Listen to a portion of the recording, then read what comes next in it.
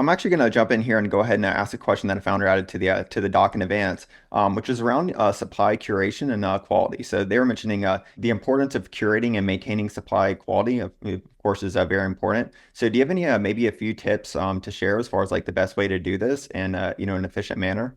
I think what first comes to mind for me is Sarah Tafel's post on Happy GMV, and which you haven't read it is a very elegant way of, we're trying to get at what of the GMV that you have as a business is people satisfied with the offering, and that really does come down more likely than not to the quality of the supply. And I think about what Leland's done here, I mentioned before, right? They have I think 5% acceptance rate of coaches. It's a really tight group, and uh, that builds confidence, you know, as an investor, that it's not just anybody can become a coach in a time when it feels like everybody wants to become a coach.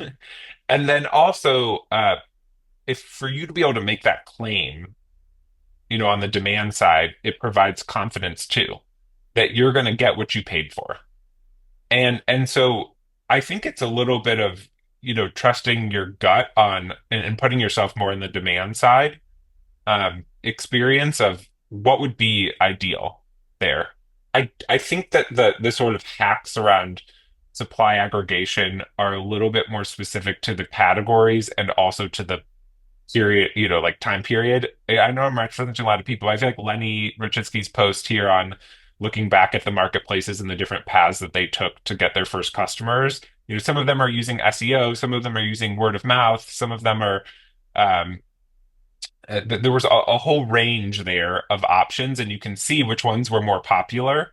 But part of that has to do with the moment in time in which they were started, and then the nuances of their categories. So it's a little hard for me to get more specific than that.